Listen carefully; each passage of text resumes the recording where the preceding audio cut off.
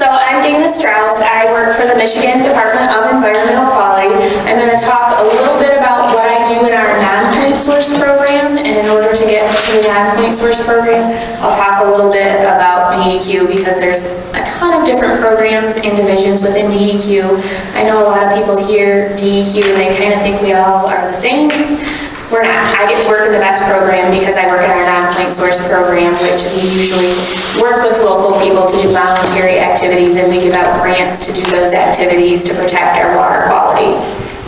So within DEQ, lots of different divisions and departments. I happen to work in the Water Resources Division. In the Water Resources Division, our job is to protect water quality. In Michigan, we have 36,000 miles of rivers and streams, 11,000 inland lakes, and about 5.5 million acres of wetlands, which is awesome. We have a lot of water, and that is a good thing. And there's a variety of ways the Water Resources Division tries to protect water quality. A lot of that is through permitting and compliance activities, but part of it is through what we do in the non-point source program as well. So within the Water Resources Division, we have our surface water quality programs, which non-point source is just one of them. So we have aquatic invasive species. You can see some invasive species flyers, and I think I actually brought a couple aquatic invasive species flyers if you guys wanted to pick one up. Aquatic nuisance control, so if you live on a lake and you want to treat something like milfoil that you see down there, you can get a permit to do so. We also have biosolids, so waste that's hauled from septic systems, that's regulated. Industrial pre-treatment, so the different factories and industries, how they store their chemicals, if they're storing them outside, making sure that those don't get into our storm drains, into our lakes and our rivers. One of our bigger programs is the National Pollutant Discharge Elimination System. We just call it NPDES. So that's kind of regulating anything that comes out of a pipe or is a point source. And then we have the non-point source program, as well as several other programs over here that we do just within the Water Resources Division. So I've already mentioned NPS or non-point source quite a bit. Non-point source is basically when it rains, it snows, and that melts. Anytime that water is running over land, it has the potential to pick up pollutants like sediment. Sediment's not always a pollutant, but if it's getting into a river or stream where we don't want it, we call that pollution. Or it could pick up manure or something and it runs off and it goes into a lake. So non-point source pollution is basically runoff going to our lakes or rivers. It's not coming directly from a pipe. You can kind of see, there we go. Some examples of non-point source pollution would be if we have cows that have unrestricted access to a river, that's considered non-point source pollution. We wouldn't necessarily want to go swimming there with all the cow poop. We don't want the cow poop in the stream. Also, when they trample the banks, that can cause some sediment issues. When anything runs off a road, a driveway, it goes into a storm sewer. A lot of times people think that those rates will go to a pipe that goes to a wastewater treatment plant.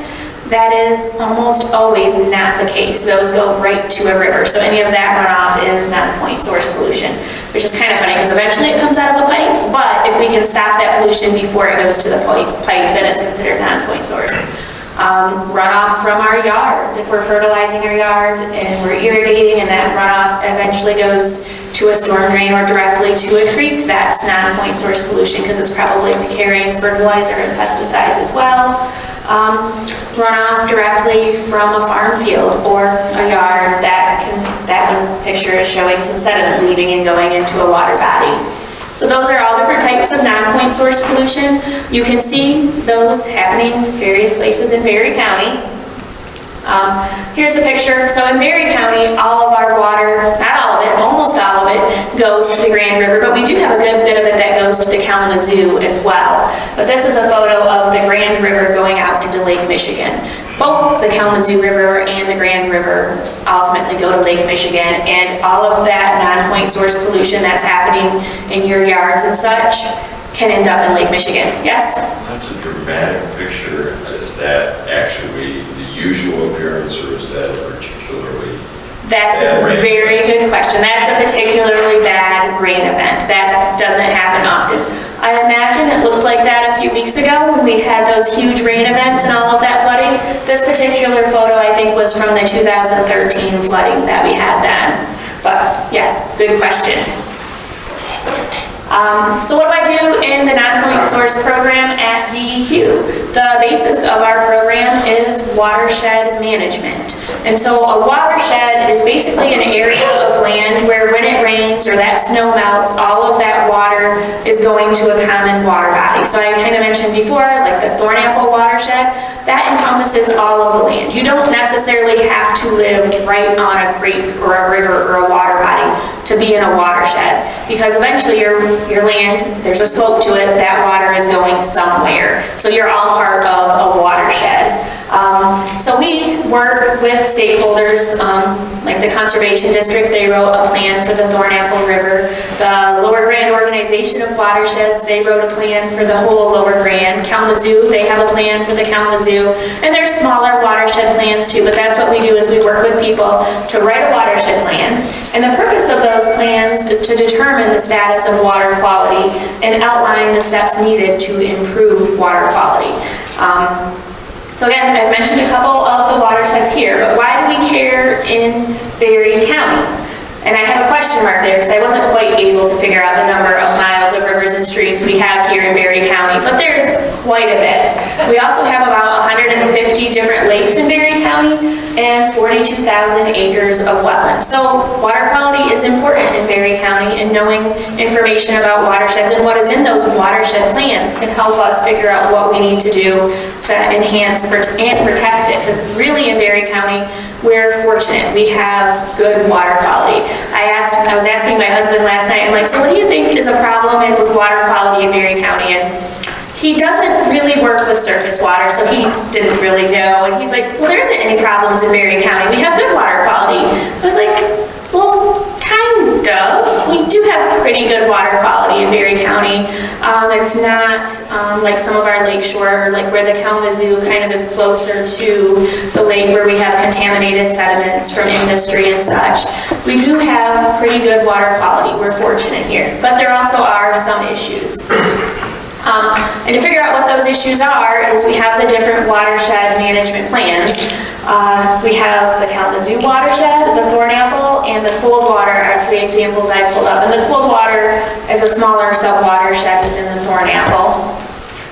So the Kalamazoo, I always kind of want to say it's in the southern part of Berry County, but I forget that up here we also have this kind of western part. All of these little tributaries go into the Kalamazoo watershed. And in the watershed plan, it identifies some priority pollutants. Phosphorus, sediment, and E. coli were things that they identified as problems in the Kalamazoo watershed. The reason they have phosphorus and sediment is farther downstream in the Kalamazoo. These aren't necessarily as big of issues in Berry County, but we have the contaminated sediments and we have a phosphorus TMDL where there's too much nutrients. So we wrote a TMDL, which is a total maximum daily load, trying to figure out how we can reduce that phosphorus. I pulled up a quote from the summary of the watershed plan, because if you look at these plans, they're usually 200, 300, 400 pages long. So trying to summarize everything is tough. But this is the summary where it says they have some historical industrial pollution and some contaminated sediments. But I thought this one was really important for us in Berry County. The headwaters have some of the best examples of preserved systems in headwater streams, wetlands, and floodplains. And a lot of that is in the upper areas of the Kalamazoo watershed and here in Berry County. So then we go to the Thornapple watershed, and this is the Thornapple, and then this is the Coldwater. And you can see the majority of the watershed is in Berry County. And the Thornapple identified sediment, nutrients, as well as pathogens as priorities in that plan. Here is just the Thornapple, and it has all the little sub-watersheds highlighted, and it doesn't include the Coldwater. The Coldwater kind of fits in there, but we'll talk about that plan as well. So the summary from the Thornapple watershed was really interesting because they focused a little bit more, and we don't have a lot of watershed plans that do this, they focus on the groundwater as well. In Berry County, we have issues with nitrates in groundwater. So here the watershed plan highlights, it was discovered that the most critical issues in the Thornapple River watershed are the least visible, and that's referring to the groundwater. And then it talks about some of the sources of the contamination include historic and ag practices, sewage systems, and lawn fertilization, and that's referring to some of the nutrient issues there, which nitrate is part of the nutrient issue.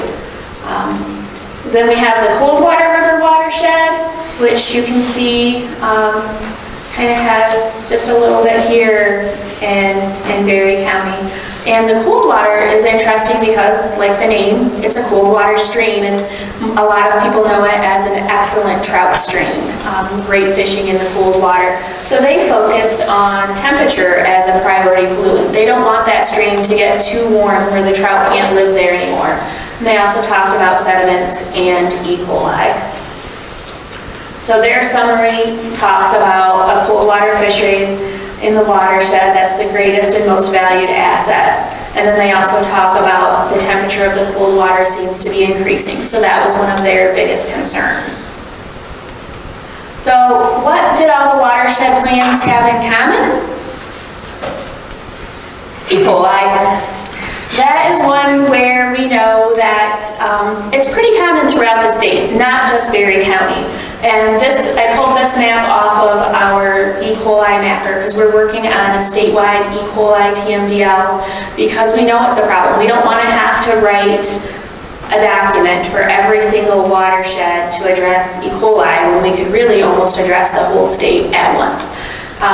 One thing to notice about this, so all of these little hashed areas is areas where we are already including them in that statewide E. coli TMDL. You notice this big blank area right here. That doesn't mean that E. coli is not a problem there. It means we haven't monitored it yet.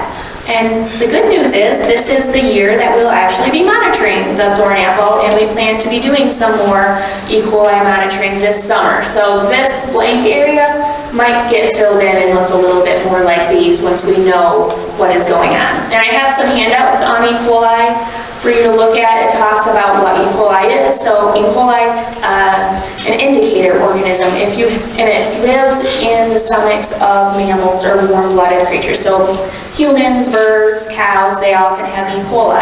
And why E. coli is important is it can also indicate that other pathogens are present. And those are things that you can get sick from. You don't want to go swimming in water that has really high E. coli. That could cause illness. So here's a picture of that brochure, and again, for more information, and the back side of that also has information on what you can do to prevent E. coli.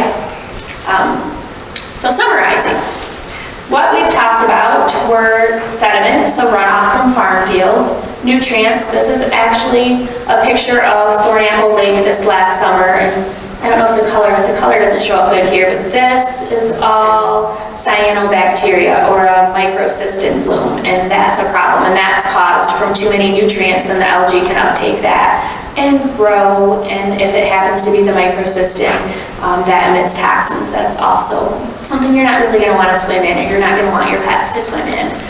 Temperature. If we have areas that don't have shade, that all of this water is going to a bigger stream somewhere.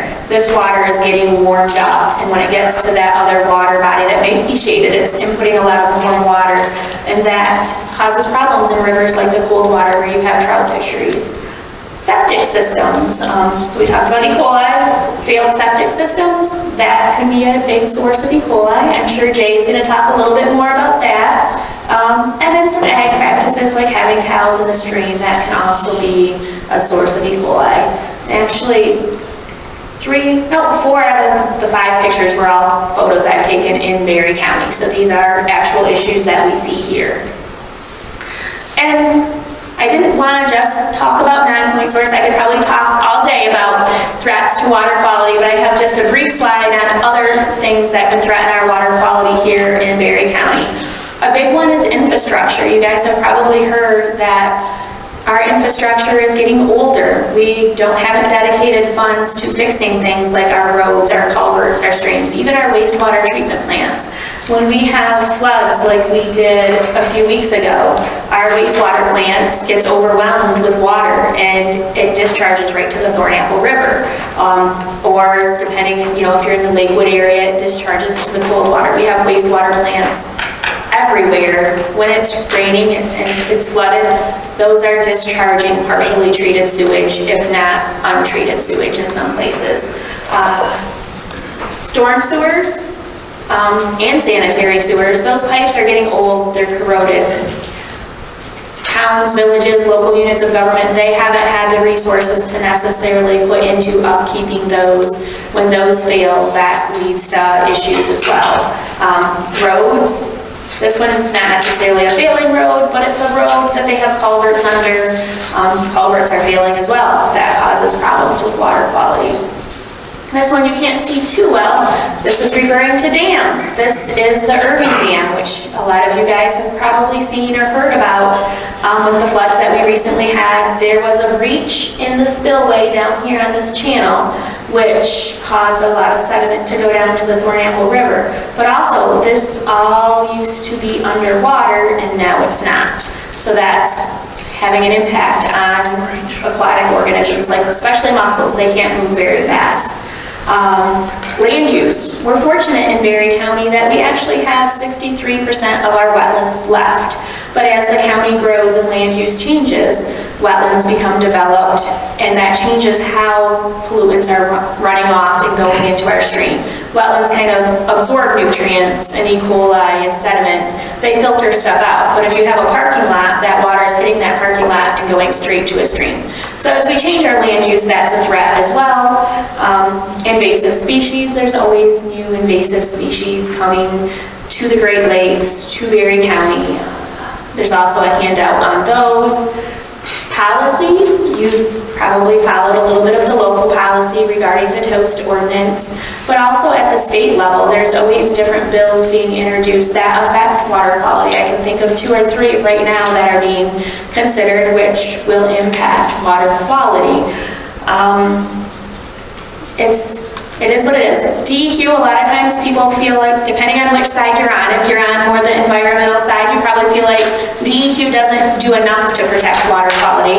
If you're on the regulated side, you probably feel like we do entirely too much. But what we can do is only the rules that are on the books that we can enforce. DEQ doesn't have the authority to pass rules. It's what the legislature passes. So your representatives are the ones that are making the rules that DEQ can enforce. Then there's emerging contaminants. You've probably also heard about PFAS and what's going on in Rockford. That's an issue, and we know it's not just Rockford that this has the potential for it to be happening. DEQ sent a letter a couple weeks ago to all of our wastewater treatment plants telling them that they need to identify the sources in their waste stream so they get discharge, or they get waste from a lot of different industries and facilities, and they need to identify those facilities that might still have PFAS and be discharging, because right now our wastewater treatment plants don't have the technology to filter that out. So it's still getting discharged to our lakes and our rivers, even though like 3M and the chemicals that they use, they say they don't put PFAS in it anymore. We have an issue similar to Rockford up in Lapeer, where they found that the sludge from the wastewater treatment plant that's land applied was contaminated, and they found the source was from a plating company that was discharging to the wastewater treatment plant. That plating company stopped using chemicals with PFAS in it years ago.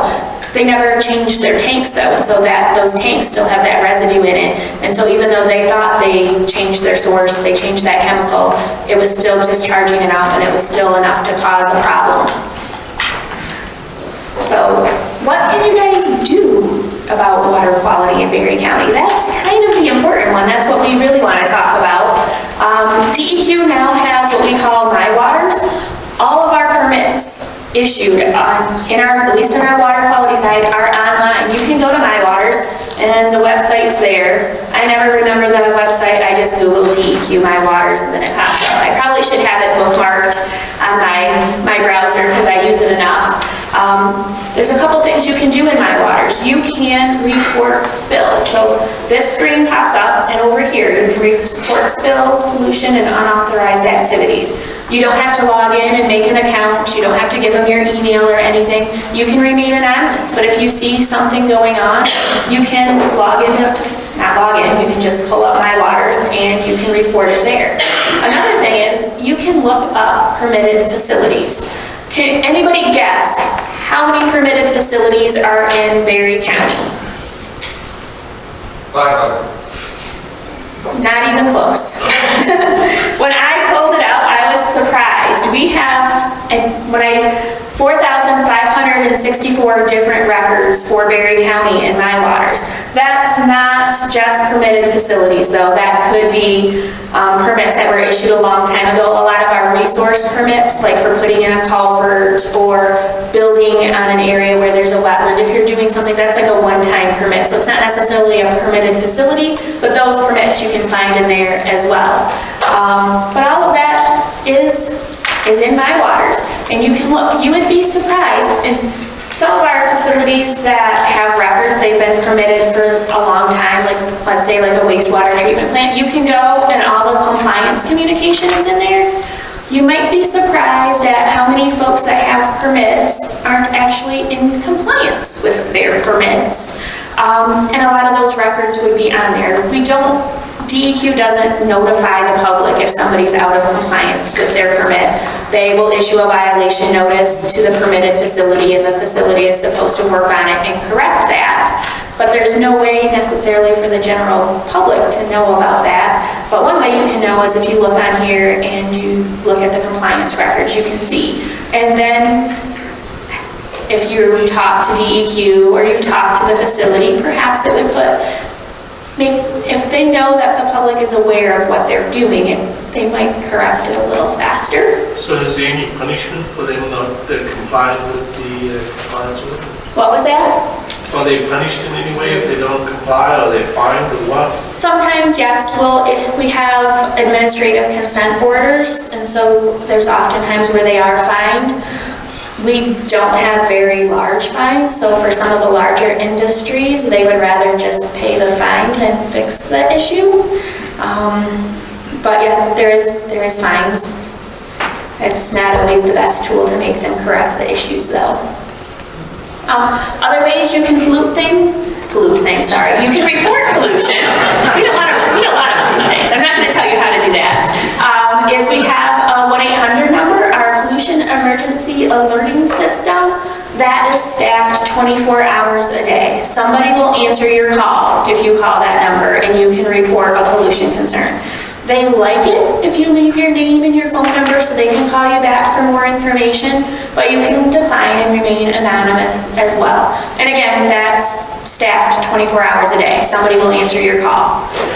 And then if it's an ag issue, the Michigan Department of Ag and Rural Development has a Right to Farm program, and they have a hotline as well. You can call them and report an ag issue, whether it's odor, or if it's manure running off into a stream. However, MDARD wants you to leave your name and your phone number. If you're not comfortable doing that, you can call me and I will call MDARD, and I'll be the one that's in trouble for reporting it. And I'm perfectly fine with that.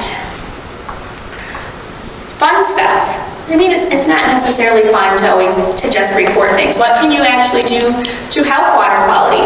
DEQ has a program called MyCore. If you live on a lake, you can sign up and you can do what we call our Cooperative Lakes Monitoring Program. And they train volunteers to do SECI depth, so that's how turbid the water is. You can measure that year after year. You can collect phosphorus or chlorophyll A samples, see how many nutrients are in your lake. You can look for invasive species, and all of this information gets uploaded to their site, and there is a data exchange every year. They have a report that comes out on all of the lakes that were monitored through this program, and you can compare the results for your lake to other lakes in Berry County. I know in the Coldwater, the Jordan Lake Association, I don't know if it's the association, but I know there's volunteers that monitor Jordan Lake. And they've been looking at, on Jordan Lake, they found a couple invasive species, so their plants, I think it's starry something, I'm not a plant There you go, starry stormwater. They found that, so they're tracking that. And that's good information. They also do stream monitoring as well, where you can go out and you can collect the macroinvertebrates, and they'll tell the macroinvertebrates, depending on what's there, wasn't there, can tell you the water quality as well. And if you see that over time, you can see changes. So that's one of my favorite programs that we have, that volunteers can actually get involved and monitor water quality. That is about all I have for you guys. Feel free to contact me if you have any questions, or if you see anything, you can always give me a call, and I'm happy to try and get it to the right person at DEQ, because we have, like I said, tons of different programs, and finding the right person to talk to is often difficult. So that's it.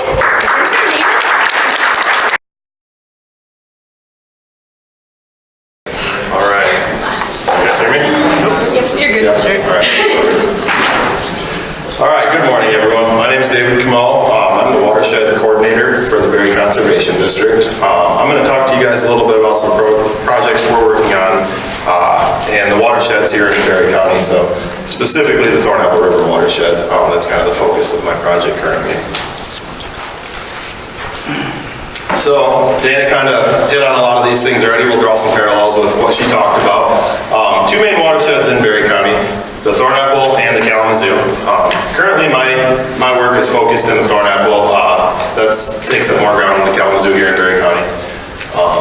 The Thornapple River watershed covers over 400,000 acres here in Berry County, and then in 4 other counties surrounding it. And one of the biggest land uses here, it's over 50% agricultural area. Very rural in Berry County, as I'm sure many of you know. The Thornapple River watershed main stem is over 78 miles long, and we have over 250 inland lakes within the Thornapple River watershed.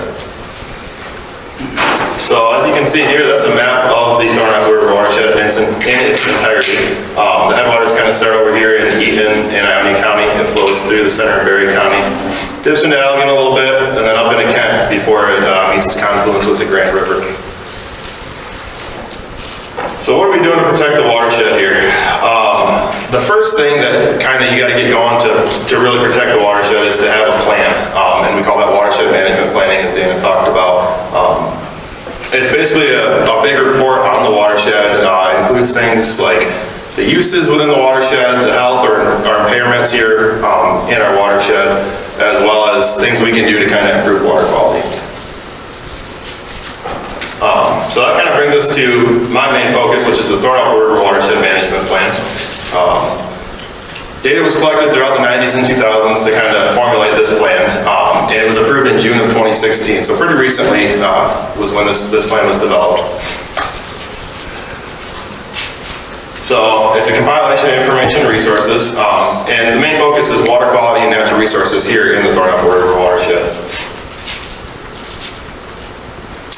Basically, the Berry Conservation District kind of spearheads the Thornapple River Watershed Management Plan and works with it.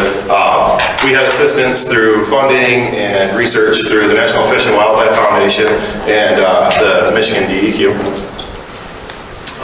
And really kind of what this does is it gives us the ability to apply for grants so we can work on water quality here. So what are we doing as far as water quality goes? This is what we call implementation. So the overview, we recently applied for and received a Great Lakes Restoration Initiative grant, and that is funded through the EPA. And that's my current project and kind of what I'm focusing on here.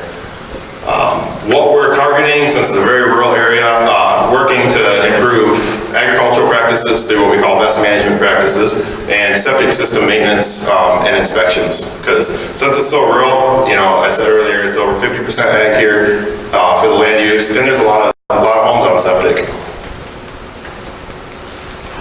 So my project specifically covers over 57,000 acres in the Thornapple River watershed. That encompasses 3 sub-watersheds within the Thornapple: Mud Creek, Fish Creek, and Millborn Drain. Mud Creek is on the eastern portion of Berry County, and Fish and Millborn are both in Eaton County. It's primarily ag land use, and the big impairments here, going back to kind of what Dana talked about already: E. coli, high nutrient levels, including nitrogen, phosphorus, these are all impairments that affect the natural resources here. So macroinvertebrate communities, water quality in general. This is a map of the watershed again, and you can see the red areas. This is Mud Creek subwatershed, Fish Creek subwatershed, and Millborn drains. Let's Charlotte right there, Hastings, kind of give you guys an idea. So I'm doing work both in Berry and Eaton County because watersheds don't really follow county or municipal lines. So what are our goals here with the implementation? Looking to reduce non-point source pollution in general, as well as, lead to improved water quality. So I talked about nutrients being an issue. Nitrogen and phosphorus are the two main nutrients of concern when it comes to water pollution. Some of the issues you see with these and the sources, they come from fertilizer, animal, human waste, that sort of thing. And the issues we have with nutrients are eutrophication in our water. So you'll get lower oxygen, dissolved oxygen within the water, and it can lead to increased aquatic plant growth, algal growth, that sort of thing. As well as high nitrate levels in our drinking water and groundwater. So moving on to sediment, the next pollution of concern here. Those come from, our sediment generally comes from construction sites, ag practices such as the way fields are tilled up, as well as stream dredging or channelization and unstable eroding stream banks. And some of the issues with sediment, turbidity, increased sediment in the water column, it leads to increased water temperatures and degraded habitat.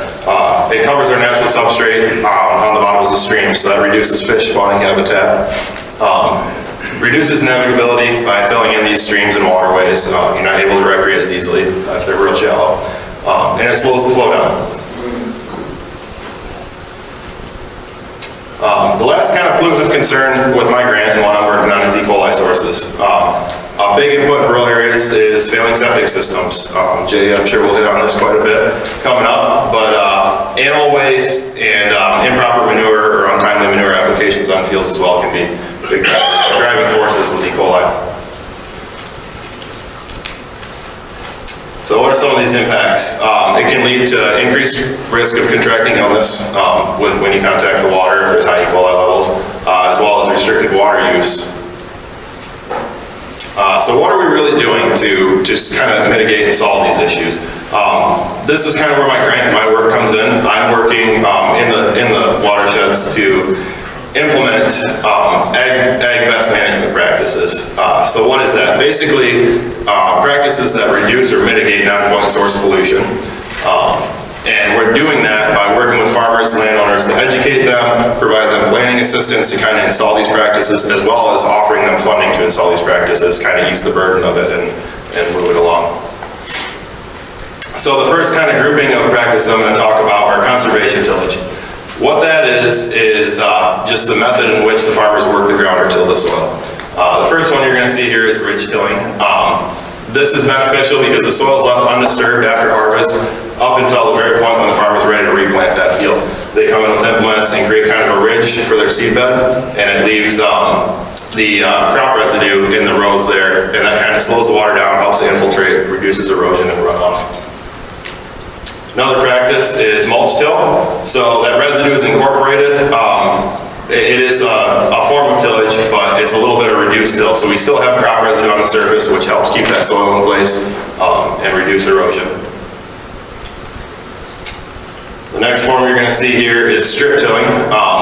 This is a good source of reducing that erosion because the field is left, all the crop residue is left intact up until the point when they're ready to plant. Then they bring their implements in, and it creates kind of a little strip there for the seed bed, and that's the only thing that gets tilled. Everything in between is left with 100% residue on the surface.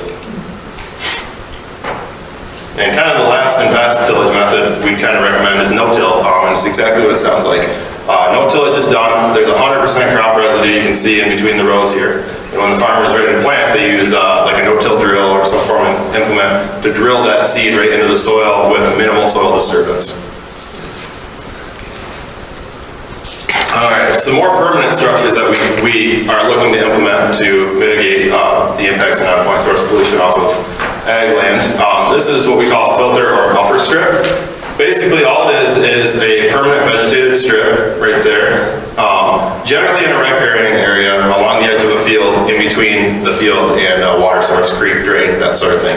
What it does is slows that flow of water as it comes off the field, and allows it to percolate, sink into the ground, and it filters out the sediment and nutrients before it gets into the water.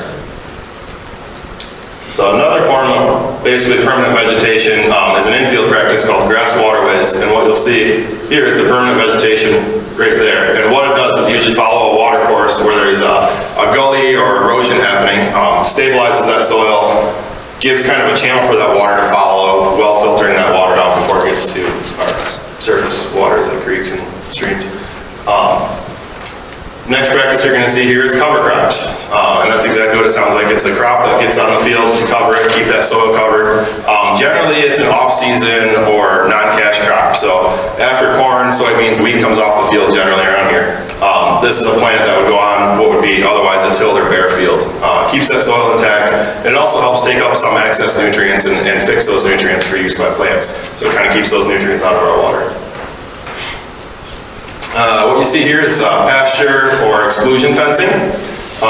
What that does is basically exclude livestock from the waterways. You saw some pictures of cows in the streams on Dana's PowerPoint. And that's what we're looking to do, is keep them out of there. It reduces erosion and the degradation of the stream banks, keeps sediment out, and keeps them out of the stream so they're not, pooping in the stream and introducing nutrients that way. And kind of the last practice we're looking at for agricultural practices is stream bank stabilization. What that is basically permanent vegetation or hard structures. You can see here you got the vegetation, and a lot of times they're used in combination, and then you got rocks, or sometimes they'll use logs, hard structures to prevent erosion along stream banks. Ooh, and I think that's the wrong one. There we go. So, what are we looking to do here with this? We want to reduce runoff, reduce erosion, reduce our nutrient and sediment loading in these streams, and in turn, reduce E. coli levels. I'm currently working to partner with a couple agencies, Natural Resource Conservation Service and FSA. These are agencies that have been around quite a while. The reason we're doing this is it helps ease my financial burden with my grant. I can spread my money out a little more. And they're a lot more long-term. My grant is limited to 3 years. So if I can get people working with NRCS and FSA in their programs, such as EQIP and CCRP, the ground, and FSA, it gives longevity to these programs. It allows them to continue this work after my grant is finished. So the second half of my grant, it goes towards septic inspections and maintenance. What we're doing is trying to mitigate failing septics. They're a big source of nutrient pollution and E. coli pollution in our waterways. It'll help out with public health and aquatic animal life, the environment, that sort of thing, if we can mitigate these septic issues. So proper septic maintenance is important. That's the #1 step to mitigating the problem with septics. That includes inspections, recommended generally yearly inspections, and getting your septic pumped every 3 years, as well as addressing any issues that are found through these inspections. Generally, a septic has a lifespan of 20 to 30 years. So what are our goals with the septic? We want to make this water safe for humans, safe for the environment, and we also want to educate landowners, homeowners, to be good stewards of our water. So to do these the inspections and the repairs and maintenance, keep their septics up. And how can we help with this? Basically what I'm offering for the septic side of it is funding for inspections, so we have some money, up to $250 for inspections, as well as cost sharing the repairs if they're deemed necessary through these inspections. And we're doing that at a 50% cost share rate, up to $2,500 per septic. So if there's a failing septic, we want to help that out, kind of ease that financial burden, and it helps people be more proactive with it. Makes it easier for them. So that's all I have for you guys today. I appreciate you letting me talk. Yeah, question? You mentioned that you were also helping farmers with funding to best conservation practices. Is your grant the source of the funds? Are you facilitating? What's the level of the funds? Yes. What are the sources, and how sustainable is that funding? Good question. So my grant is the source of the funds. We have some money within the grant set aside to cost share these practices. How much? We have, it's around $200,000 for ag practices. Yeah, and then for septics we have, I think it's around 82,000. So a good chunk of money. The life of my grant is 3 years, so it expires in 2020. You know, so as far as long-term goes, our hope is to apply for more grants, receive more grants, and continue this work, obviously. But that's why we're trying to partner with some other agencies, you know, to give that longevity there, even if we aren't funded additionally. Is the Natural Resources Conservation Service, is that what used to be the Soil Conservation Service? Yes. Was that the name? I was gonna say that's before my time, so I don't have a good answer there. Thanks. Yeah, I'm sorry. Didn't mean to yeah, Poor David. yes, so. All right, anything else? You were talking about the different tilling for farmers. What about small farmers, like not big industry farmers? Yeah, still follows kind of the same concepts and methods. You know, they still got to work the ground generally to prepare those seed beds and get it planted. So this applies to large scale, small scale. It doesn't matter to me how big or small an operation is. You know, if they're willing to work with us and improve their practices, we're willing to work with them and help them out. All right, thank you. Good morning. Good morning. Thank you all for coming on this beautiful spring day. I think I can call it spring, didn't I hear that we're actually turning the corner, right? So that's good. Of course, now that I said that, we all know what March is going to do to us, and probably next week we'll get 10 inches of snow. Hopefully not, but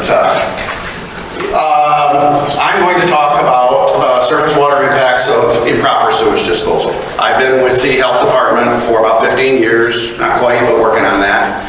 So I don't know if that's long enough to qualify as an expert, but I'd like to think I've developed some knowledge along the way here. So why am I here? To share some of my experiences and perspective that I've developed working in this field. I want to talk about the public health significance of wastewater, specifically treatment and disposal, the importance of operation and maintenance of sewage systems, specifically on-site sewage systems. I'm going to detail just a couple of case studies that I've had some personal interactions with, and then I'm going to share some of the data from our more recent 10-year report that you may be familiar with, we just published. I do have copies of our 10-year report on the back table there, as well as some of other of our documents. So please help yourself if you're interested in that. And all of that stuff is also on our website at www.barryeatonhealth.org. So with that, guess what? Sewage is bad for your health. It's kind of amazing in 2018, I have to say that, but it never fails. There are people out there that just don't recognize that, and they'll challenge me on that. Well, it's just poop, it's just wastewater, it's just water. No, it's not. It's got all kinds of nasty stuff in it that can really make us sick. Bacteria, E. coli, which we've talked about, other Shiga toxin-producing E. coli, Campylobacter, Clostridium, Listeria, Salmonella, Shigella, Vibrio, which is cholera, viruses, poliovirus, hepatitis A, which you may or may not be aware of. We are actually, at least in Eaton County, under a current outbreak. Now, hepatitis A can be caused by a lot of different sources. Wastewater is one.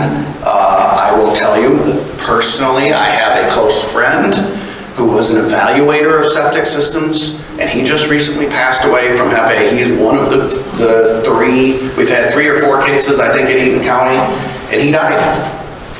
He died from it. This was just 2 months ago. I went to his funeral.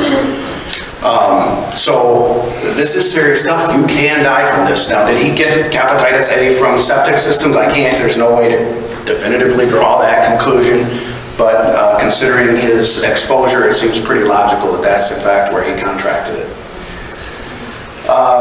Rotavirus, Norovirus. I can tell you Norovirus, again, what's the big deal with Norovirus? It's just get diarrhea and you vomit for a couple of days. Well, I'll tell you what, my wife just got over it here 2 days ago, and it's pretty nasty stuff. I've been washing my hands and washing everything over the house like crazy, so hopefully I'm not contaminated, because I've had it and it's not fun.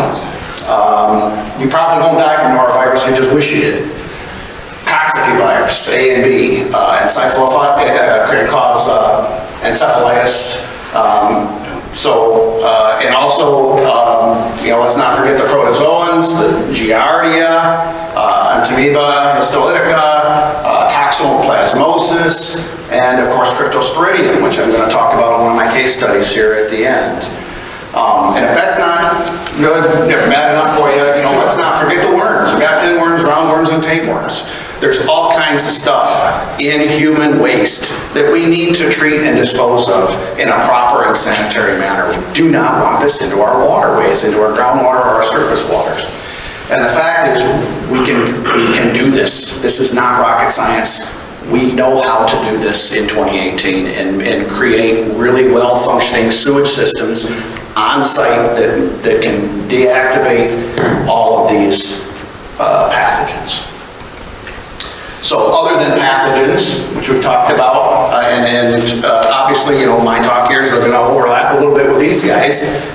Nitrogen and phosphorus, we've talked about that, the other nutrients of concern. Nitrogen is, of course, absolutely required for plant growth, but when we have excessive nitrogen and excessive phosphorus, it leads to eutrophication of our surface waters, and that can lead to excessive weed growth and then more and more herbicide applications in those. For my folks, my in-laws actually used to live on Algonquin Lake, and they're constantly applying weed herbicides to that lake 2 or 3 times a year just to keep the weeds down, because there's so much excessive nutrient going in there. Very sandy soils, lots of density. So let's talk just a little bit about conventional sewage systems and how they work. This is not entirely, I found it's known. People don't understand this. So your sewage system, a conventional on-site sewage system, well, let me back up just a second and talk about, there's really 2 ways to do this. The first way, we're all familiar with probably, is you pipe it all to the sewage treatment plant. And that's a good way to do it, relatively, but it's very expensive. And as Dana alluded to earlier, those expenses don't occur just once. There's lasting expenses with that in terms of the maintenance and of that infrastructure, replacing of that infrastructure. And we're seeing that sewage treatment plant infrastructure disintegrate across our country as we speak. It is in a bad state, and we're having, it's not the solution per se, because it's so expensive. And the further out you move and the less from the cities, the less density, it becomes less and less viable, if you will. It becomes more and more expensive to do. So that's where on-site sewage systems come in. And frankly, on-site sewage systems, when we kind of first brought wastewater, we realized wastewater isn't that recent of a phenomenon. I mean, it is actually. I mean, it didn't happen within the last 100 years. We brought pressurized water into our homes, and when we did that, we created this beast called wastewater. We have to treat it. On-site septic was largely thought of as just a temporary solution until sewer got there. And then, of course, over time, we've realized, well, sewer's not coming to a lot of these places. Over that time frame, however, we've realized, again, how to build these septic systems.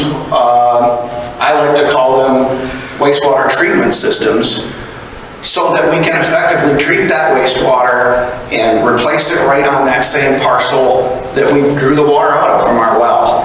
And so we're recharging that same aquifer. We're not piping that water outside of the watershed. There's a lot of advantages to doing that way. So, your typical septic system, of course, you got the pipe coming from the house and you have a septic tank. Well, everybody knows what a septic tank is, right? Maybe not. The septic tank is just that, it's a big tank, and it separates the stuff, if I can call it that comes out of our house. What is that? Well, we've got sewage is composed of everything that comes down the drain, right? It goes through the stool, through your kitchen or bathroom sink, your laundry waste, your shower. All of those things are combined, generally speaking, and they all go to the septic tank. The solid materials settle to the bottom of the tank, and they do degrade over time, and the environment in that septic tank is anaerobic. There's no oxygen in it.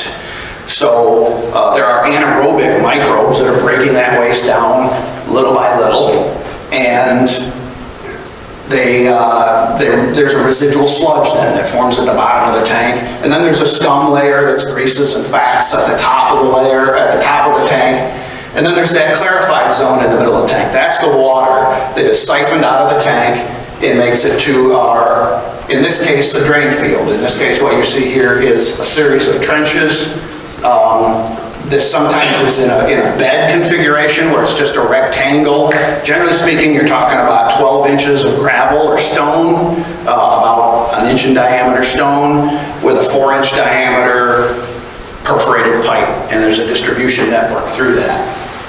What we know about, and then of course the most important component is, let me back up here. The most important component is right here. This is the soil that is underneath our septic system, but yet above the groundwater. So there's a zone here of what's called the vadose zone, or that's oxygenated soil. It's soil that has lots of oxygen. It's not saturated. And we know that we need to have about 2 feet minimum of well-drained, unsaturated soil underneath our septic system before it hits that water table or saturated zone. Actually, our sanitary code in the district calls for 4 feet. It's a protective code. The science says we can actually probably do it pretty good with 2 feet. But you got to have some amount. So if, in fact, then those septic systems are installed in soils that are saturated or saturate seasonally, that zone underneath the system is then lacking oxygen, and those microbes that would be there to break down the wastes and deactivate those pathogens, they can't exist in a non-oxygen environment. So that's really the key, is that oxygen that exists in this environment. And we have to make sure that when we're installing these, we have plenty of oxygen underneath our system to get that treatment, so that by the time that water is disseminated all through that and it gets down to the groundwater, it's essentially been cleaned up and it doesn't have viruses and all that nasty stuff in it. And so beds, trenches, and mounds, those are the typical types of systems we see. I'll talk just a little bit about mounds, and I do have some document back there. It's called All About Mounds. We typically will put a mound septic system on a parcel when we don't have that adequate 2 feet, when we don't have that adequate unsaturated soil. We can, if Mother Nature didn't give it to us, we can put it there and build it ourselves, construct our system on top of it, and then so when we pressure dose that, by the time it gets all the way through that, the microbes have digested that material and broken it down and deactivated those pathogens. For the record, something on the order of about 15% of the permits that we issue on a yearly basis are actually raised mound permits. In other words, 85% are typical, conventional, in the ground.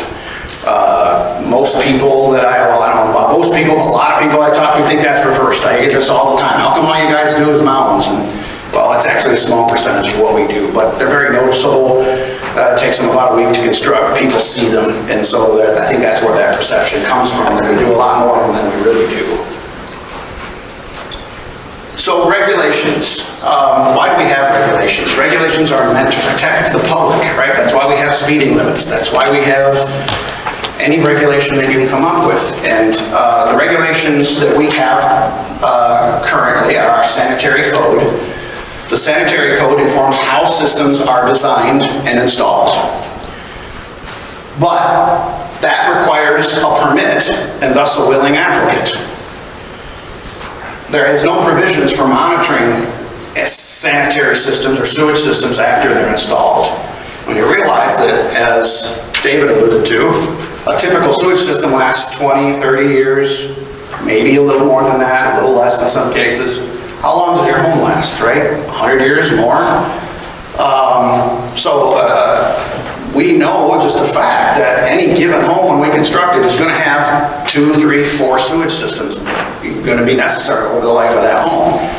Typically, the way we do it today, once that initial sewage system has failed, if you will, and will no longer accept wastewater, when we put that second system in, we put a valve in that diverts the water from that first failed system and lets that dry out. After 3 or 4 years, you can go back and use that again. So in good soils, on systems that are designed well, usually you only need 2, and then you've got a system that you can perpetually move back and forth to. But the fact is, we have many homes that have no records of any system. And in fact, our data will show us that many homes do not have a system. And I'll show you a little bit about that here in a minute. Actually, right now. So this is data from our 10-year report, as I spoke about. Each one of those red dots, and what you're seeing there, the outline is Berry and Eaton counties. Each one of those red dots represent a home through the time of sale program that again, so the parameters of that program, when you want to sell your house, you have to have that system inspected. The first step is to hire that evaluator who would, generally speaking, FOIA our records and talk to the landowner, talk to a previous landowner, and then go out and identify the system. These are all times when none of those people, including us at the health department, after they reported they couldn't find a system, we always go out and try to look ourselves. That many times in 10 years, we couldn't find a system. So, you know, that to me, that slide speaks for itself. I don't think it. I mean, and obviously that's just the tip of the iceberg. That's 10 years worth of data. The fact is, you know, it's hard. We don't know how many for sure homes in the entire district actually are on onsite.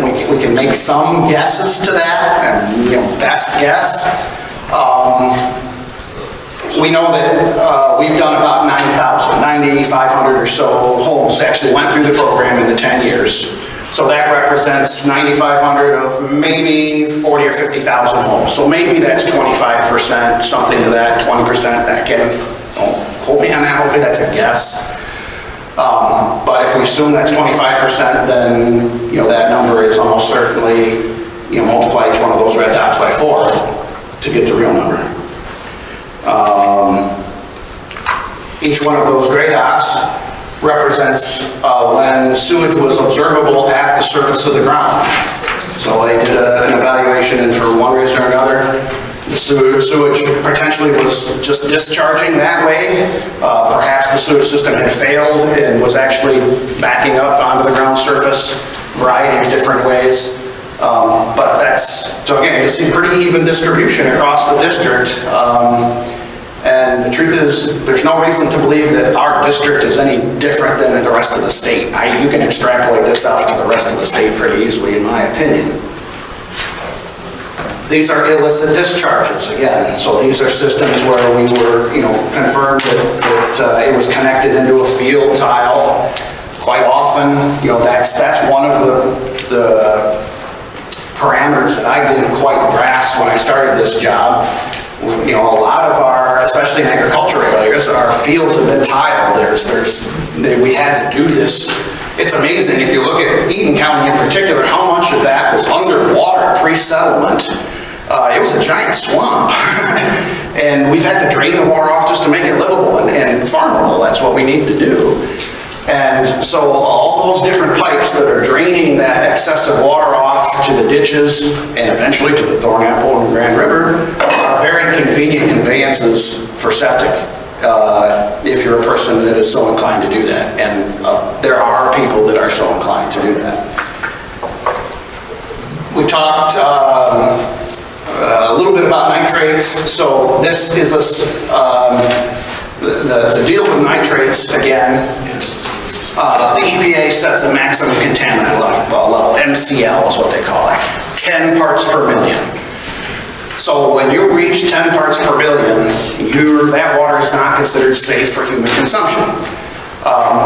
The deal with nitrates is it causes a condition called methemoglobinemia, and that is generally applicable to very young children, less than 6 months of age. And the nitrate, in fact, bonds to their hemoglobin in lieu of oxygen, and so these little babies can suffocate they just can't get enough oxygen, because if they're drinking water that's contaminated or formula that's made with water that's contaminated with nitrates. That's the biggest concern with nitrates in general. An interesting thing about, so what you're seeing here, every one of these dots represents a home that tested above 10. These are above 10. I also have another map where we're tracking homes that have tested above 5, which is again half the limit. And I can tell you, we are seeing this is increasing. This is getting worse every year, no question about it. The interesting thing that you see in Eaton County, much less than Berry County, that really is a function of just the different geology of the two counties. Eaton County, much heavier clay-type soils. So, again, as Dana alluded to, a lot of this is non-point source. So it is excessive fertilizer, potentially. When a fertilizer or manure is applied on a field for crops, only a portion of that can be used by that given crop, and a certain amount of that gets away. That's not beneficial to the farmer either, because he's paying for that, and largely that's not good for anybody, but it's just unavoidable. In Eaton County, a lot of that tends to run off to our surface waters and not get into the groundwater, because our groundwaters are more protected by those clay layers. In Berry County, we have much sandier, much more porous soils, and that nitrogen, whether it's from fertilizers or septic systems, can more easily get into our groundwaters. So that's kind of why you see the discrepancy there between the two. Jay? Yeah. When they test well water, what are they usually testing for? Are they looking for something other than nitrates, or is nitrate just a marker? So the two most common tests when we test for well water are a bacterial test, which tests for coliform bacteria and E. coli. And again, coliform bacteria and E. coli are considered indicator organisms. Those are, although they could make you sick, E. coli specifically certainly can make you sick. They're not the main concern really. They just, if you find E. coli or coliform bacteria in your well water, you can be assured that it's not safe water. It's being impacted by human activity. And then nitrates are the other thing that is commonly tested for. So there could be other stuff. There certainly could be. I get, it's quite often I get people that'll come in the office, well, I want to test my water. Well, what do you want to test it for? Everything. Wow, you better pull out your pocketbook, because that can get really expensive really quickly. Each individual test for each individual chemical, it costs a lot of money. You could spend $10,000 pretty quickly testing your water for all kinds of different chemicals. So again, largely we test for the E. coli and the nitrates, and if you get water that's free of E. coli and coliform bacteria, and it's low-level nitrates or no nitrates, generally speaking, we consider that water safe. It's just not practical to test for everything. What's it, with regard to water people consume, the depth of the well and so forth, is that a good indicator? They're going to shallow well, go down deeper? Certainly, there's no question.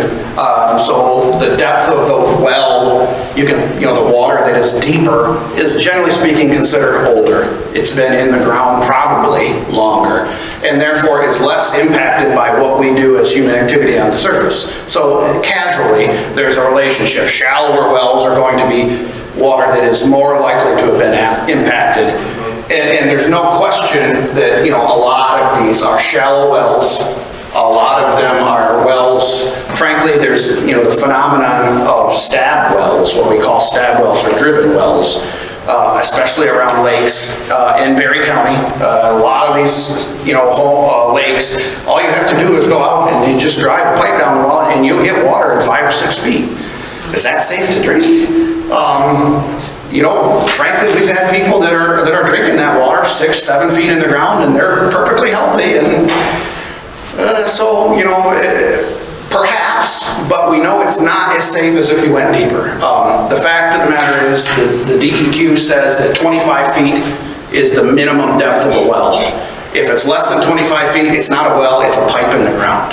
And so that's the standard that we've set, is if you're going to drill a well with a permit, it has to be a minimum of 25 feet deep to be considered a safe well.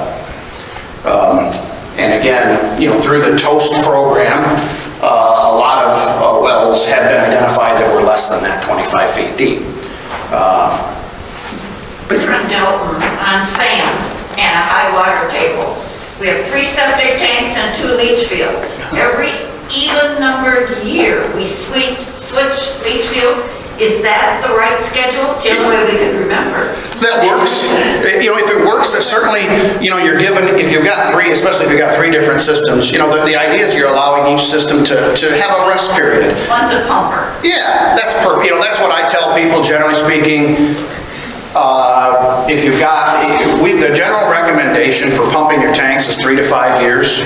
And so if you're on a system where you've got multiple fields and you just switch them every time you pump your tank, you'd probably be safe. The truth is sometimes not all systems are designed the same and have the same capacity, so you may have one system that really can only go 6 months before it starts having some issues. Well, so they use that one for 6 months and then switch it as soon as it starts having some issues is where I would tell people. But doing it annually certainly can't hurt. So, just a little bit here on some case studies. This is one that I worked on fairly early, and I don't know, I'm hoping you can see this, but the house is here, and you can make out the green grid, right? There's a green little grid right here, and that's the drain field. The septic tank was up here, and here's the drain field. Well, Google Earth, what a great tool. And that's one of the things that, when we were reviewing properties, we would look at the most recent Google Earth image. And when I pulled this up, I could see this green line here that went right off the corner of this drain field and right up kind of in the direction of this creek. And it was pretty suspicious. And so, I did a site visit, and sure enough, the outfall was right here. So, when the soils right here were very, very, very heavy clay soils. No one in their right mind would have put a system in there. Whoever installed that system probably knew it wasn't going to work I'm guessing that this bleeder line was put in when they put the system in. If not, it was probably put in the very next year when they realized it didn't work. The homeowner was fairly upset because, the waste that's coming out here has already gone through the system, so it's been cleaned up. Well, no, it hasn't. It did not go through that 2 feet minimum of unsaturated soil underneath the system. There was no unsaturated soil underneath the system. It had nowhere to go except for out your pipe. If they didn't have that leader line there, it would have just risen to the ground surface or backed up into the house. So is that 2 houses or a farm? Actually, it's a pole barn. Huh? This is actually a pole barn here. Oh, okay. So this is all one property. But there's another house here. And of course the other, a lot of times, well, that's just a ditch. Who's going to be out there playing in the ditch? Well, when I was 10 once, and I was out there playing in the ditch, that's who it would have been. And the fact of the matter is, it wasn't that long ago, I don't know, maybe 20 years ago, in Shiawassee County, there was a little boy who was playing in the ditch. He had a cut on his leg and it got infected, and he wound up in the hospital, almost lost his leg. It turned out for them, that was the impetus for them to actually, and they actually, my understanding of it, I'm telling this third and fourth hand, but my understanding of it was they came to the conclusion that it was infected because of sewage that was in the ditch from a discharge upstream, and it became political, and they actually passed an ordinance that is still in effect today, requiring the inspection of sewage systems and water wells at the time of sale of property. So, there you go. This case study is kind of one that really informed my base experience as an environmental health sanitarian. This happened to me when I was pretty much a rookie. I think this was my second year. So pre-time of sale regulation, before we had the toast regulation, we would still do what we can call, at the time, they're called loan evaluations, because largely the impetus was the mortgage company said, I have to have this evaluated. And so we had a service at the health department, and we would go out and evaluate a system. And this home had already been evaluated 6 or 7 years prior, and the sanitarian at the time said, I couldn't find a system. From there, it sold anyway, and it came back up, and now it was my turn. They asked me to go out and evaluate it again. Well, I couldn't find a system 6 or 7 years ago, so I wasn't too optimistic, but I went out and I did my job. And I found the septic tank, out here, probe and find that, but beyond the septic tank, I couldn't find anything. And, the house had been vacant for 2 years. It was pretty run down. It was in, a state of distress, to say the least. And I advised that, hey, I could not find a sewage system, any soil component. That doesn't necessarily mean it's not there. It just means I couldn't find it with the tools I had. My recommendation was get a backhoe out there, dig it up. You're either going to find the pipe where it hits the property line, or you'll find the sewage system, and let me know, and we'll reevaluate it. And that was the status, we set it on its way. About 2 years or so later, I got a call from our CD nurse, communicable disease nurse, saying we've got this unusual case of cryptosporidium. And so cryptosporidium is a parasite. I'm sure probably many of you in this audience may remember the outbreak. There's a fairly famous one in Milwaukee, not that far away, in '93, I believe, where over 400,000 people were sickened by cryptosporidium, and over 100 people died. It got into Milwaukee municipal water supply. I'm not sure that they ever fully determined exactly where it came from, but the thought was it was in the spring after some heavy rains and snow melt, agricultural waste, manure from, largely cryptosporidium is associated with cows, had washed into one of the major rivers, and then washed into Lake Michigan, and in Milwaukee's water treatment intake, one of their intakes was just a little too close apparently, and it sucked a bunch of that into it, and again, a bunch of people got sick. So, and anyways, they called me and said, we have this case in Eaton County, pretty unusual. 2-year-old little girl had been in the hospital multiple times, had been sick, underweight, and finally been diagnosed with crypto, and they wanted me to go out and take a look at the well. And I said, so that was the status quo. We'd give the homeowner a call and say, this is the situation. I could come out and do an environmental look, and just to see if, your well could be a source, could be impacted. And the lady said, certainly, come on out. So when I went there, I recognized when I pulled in the driveway, I'd been here before, and the well was fine. The well was a fairly modern steel well, was well isolated, no issues whatsoever with the well. But again, in my mind went, hey, what about the sewage system? And so I asked her, did you guys ever put in or find a sewage system? She didn't know what I was talking about. I said, all right, let me go look. And of course, now that they've been living in the home for 6 months, it was pretty evident, the sewage flow coming right down. Again, the tank was up here, the pipe was flowing down and was discharging. And the swing set was right here, the sandbox was right here.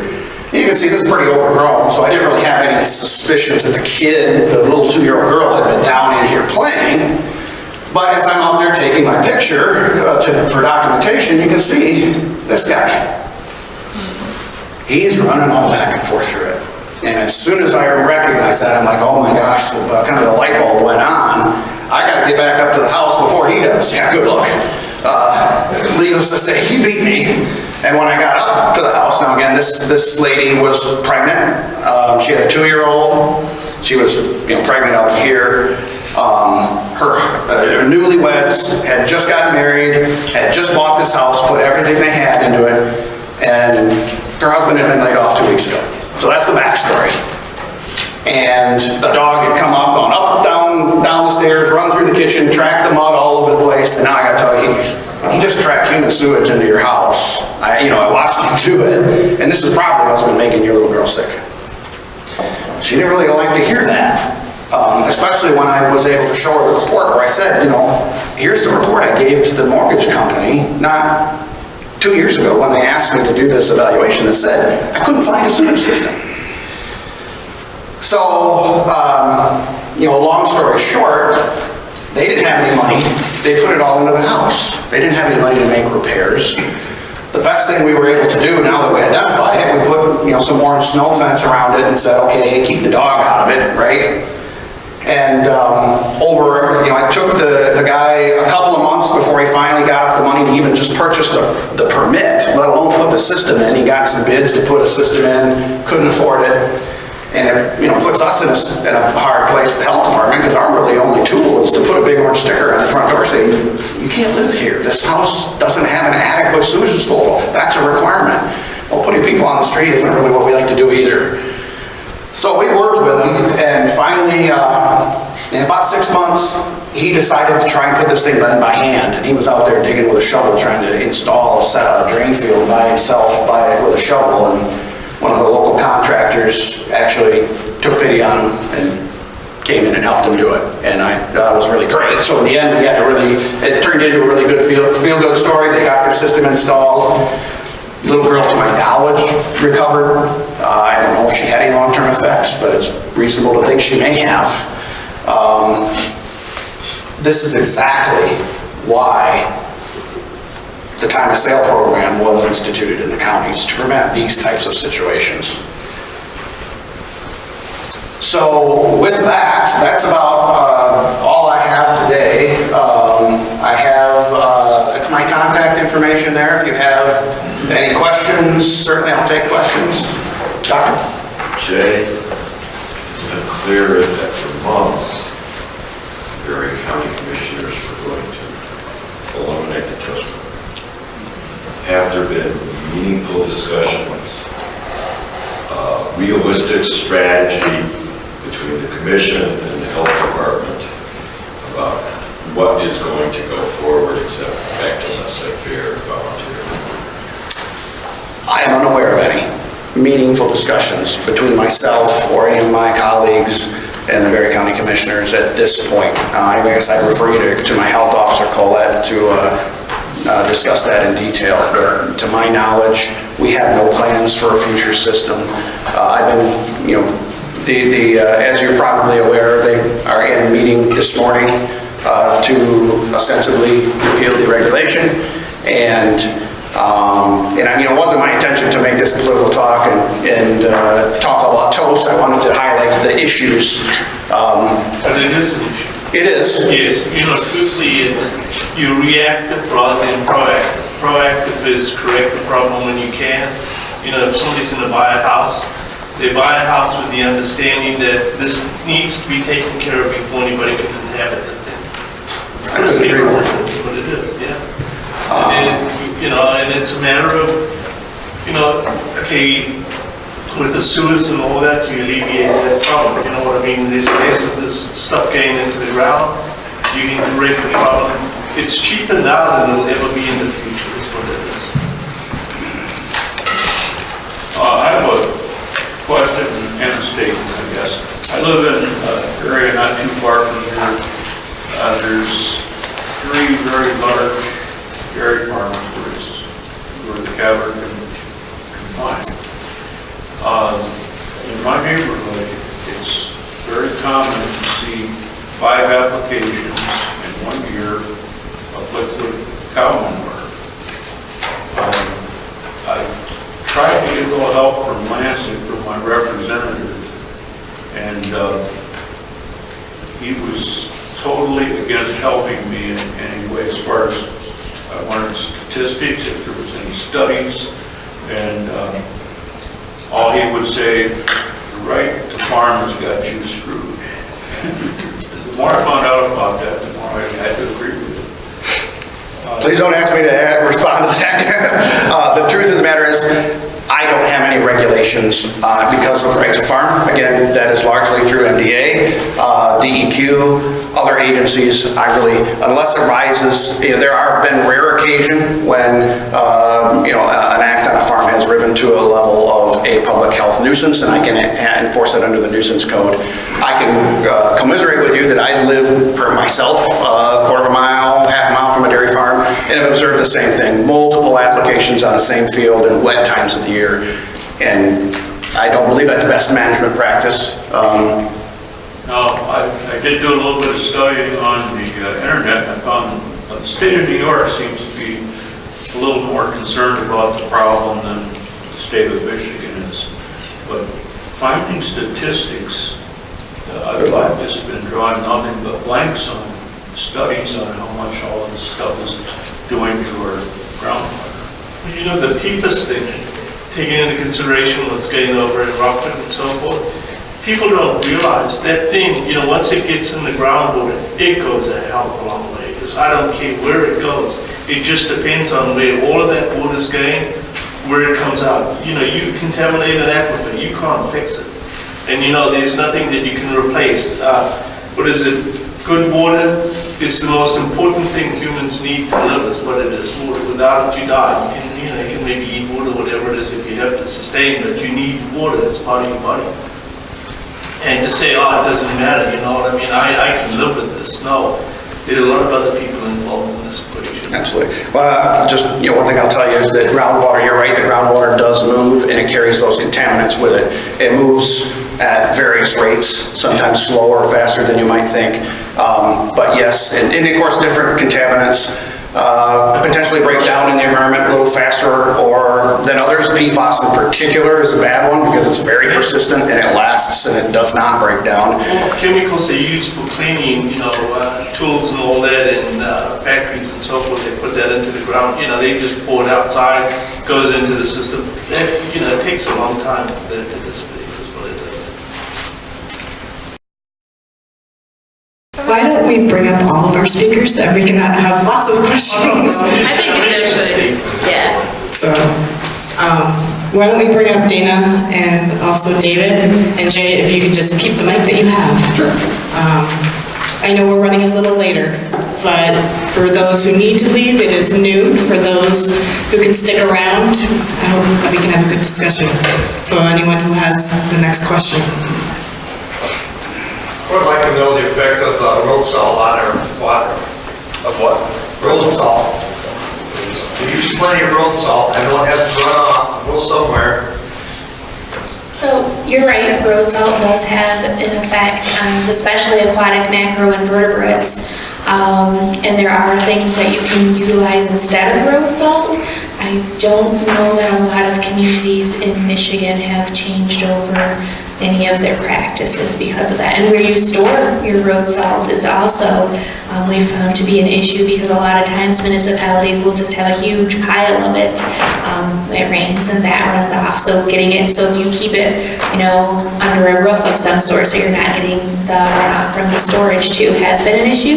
There are studies out there about the effects of road salt on macroinvertebrates or aquatic communities. I don't know that we necessarily have really a regulation or anything that addresses that. Yeah, do you test for that at all with your water samples? Not that I know of. Oh, looks like Molly stepped out. One of my coworkers is actually here, and she's our biologist that does a lot of the biological testing. It's not one that we routinely test. Occasionally, if we know there's a concern or somebody requests that we do that, we can, but typically when our biologists are out, it's in the summertime. So we wouldn't be testing it at a time where you'd probably see most of the impacts from the road salt. Well, as far as road salt and wells, I'll just say that, of course, sodium chloride, and that's where it will show up in your wells is elevated chloride levels typically. And occasionally we do see that. People that do a partial chemistry analysis of their water. And it's fairly rare that it impacts groundwater, but it can happen. Getting back to the agricultural impacts, can you talk a little bit about how DEQ interfaces with MDAR on agricultural inputs and the whole right to farm? So DEQ, specifically the Water Resources Division where I work, if there is an impact from agricultural that's affecting water quality, so if you have manure runoff that's going into waters of the state, so a river or a stream, then we would kind of work with MDAR to address that. And if the farm isn't willing to address the issues with MDR voluntarily, sometimes MDR will send that over to us. If it's something that, not like odor complaints, we don't really do that, that's MDR. It just depends on what the particular issue is. It also depends on if it's one of the large farms that have a permit from DEQ. Depending on the type of animal, there's a number, like, and I can't remember, I think for like dairy, I think it's like if you have 800 head of dairy cows, and I might be wrong on the number, then it's large enough that you have to have a permit with DEQ. But if it's an unpermitted farm, so if it's smaller than that, then MDR usually is the one that addresses those issues. How many permitted capitals are in the Sorrel Watershed, you know? Off the top of my head, no, I could look into that and get back to you on it. You could go on My Waters and look for that. I could go back to the office and check, but especially if you count the Coldwater, I can think of 5 off the top of my head, but I don't know if that's accurate. And if you're thinking, are you just asking if it's dairy CAFOs, or is hogs, swine, poultry, all of them? All of them, manure. Yep, so then that number increases, because I can think of 5 or 6 dairy that I know are in the thorn apple, but I'd have to go back and, or again, you could go on our lovely tool and do some research and try and figure that out as well. Are you looking at those in terms of compliance with their applications and effects on the streams? There is, so again, with the CAFOs, they have permits, and part of that is they have to have a comprehensive manure management plan, or a CNMP, so nutrient manure management plan, so CNMP. They have to tell us what fields they're land applying to. They have to test the soils on those fields so that we know the nitrogen and the phosphorus, actually I think it's just the phosphorus levels in those fields. And if the phosphorus is high enough in the soils already, and again, I forget the exact number, it's either 150 or 350 phosphorus, and it depends on if it's the brain number. It gets complicated, but if it's over a certain level, then they're not supposed to apply manure to those fields. And then every year they send us an annual report that tells us which fields they applied to. Like with many regulations, there's a few ways to get around that. A lot of farms will manifest, or they will sell or give away their waste to another entity, and we don't track it once it leaves the farm. Technically, that entity is supposed to follow the same rules the CAFO would, but once it's out of control of the CAFO, we don't have as much regulation over that. So then we aren't aware of, they don't have to tell us exactly which fields that's being applied to or where. So we do track it, and actually just on Monday, I was at a committee meeting in the CAFO permit. There is language that if you're in a water that is impaired, or it has that total maximum daily load, so if you're in a watershed that it has a TMDL for E. coli, biota, so like the bugs, the fish, or DO, I think, so dissolved oxygen. The permit currently says DEQ is supposed to write some guidance on how to evaluate if you're impacting those TMDL areas. That guidance, or that thing saying that we're supposed to develop the guidance, has been in the permit since 2010. And yesterday, or Monday, was our first committee meeting, our first start at developing that guidance. So hopefully we'll get that done, and then there'll be a little bit more language in the permit to address some of the concerns. How often does DEQ inspect permitted facilities? Are you talking just farms or in general? Yeah, farms. It depends on the county or the district. In the Grand Rapids district, which covers 9 counties, we have one person that does CAFO or ag permitting stuff, and typically she is required, like in her work plan, to inspect 10% of her farms every year. So that, I know she does more than that because compliance issues come up, but even then, maybe it's 20 or 30% of them annually, so I would say they probably get inspected maybe once every 5 years, unless something comes up where there is an issue. Yes? You mentioned that there's some bills that are pending. Do any of those bills in the legislature now, are they going to offer the protection of the TOAST program, which is probably not going to be with us much longer? I'll let Jay take that. So, there is it's interesting to note that Michigan is the only state of the union that does not have a statewide residential sanitary code. We're surrounded by 20% of the world's fresh water, and yet we do not have a state sanitary code for residential sewage systems. That is all handled on a local level. Each individual health department or local entity has those jurisdictions. That said, there was recently a study that was done that did some comparative analysis of some various Michigan county codes in comparison with some of the state codes around us, and I was pleasantly surprised to say that it came out, we're actually doing a pretty good job at managing this on a local level, so to that extent, that was good. There is currently a bill that's under consideration.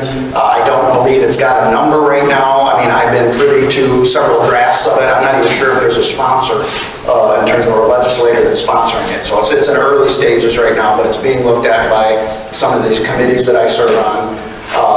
It's been called a statewide sanitary code. I don't know that it really is that per se, but it does mandate some O&M type inspections for on-site wastewater systems. The most current language that I looked at looked like it was going to be on like a 10-year frequency, and although it didn't specifically have those inspections, weren't required to be at the time of sale, and frankly, that's the time of sale issue is a little bit caustic because the realtors don't necessarily like it. Realtors that don't have experience with it, I should say. A lot of my Eaton County realtors that have been doing the toast for 10 years are some of my most arduous supporters because they realize it offers them a lot of liability protections. That said, the current bill does not have that in it, but it has other triggers to trigger an evaluation. For instance, if someone wanted to get a building permit to construct a deck or a pole barn or something, they wouldn't be able to do that, or at least that's the current version would say that the local authority would deny that if they didn't have evidence of an inspection within 10 years. So, is it to the level of the toast? Not even close, but it's a step, and I'm optimistic at least that it's a step in the right direction. Do you know why the toast program was with the problem the Berry County commissioners specifically had with that? I would have to refer you to your county commissioner. Well, Wisconsin has a system where, you build a house or whatever it is, and you have a septic system. They require every 3 years that the system needs it. Why don't they just look at the air? You know what I mean? You don't have to reinvent the wheel, is what it is. They've already studied all of this stuff. Why do we have to be, okay, we can do this better? They have something that works. Use it. I agree.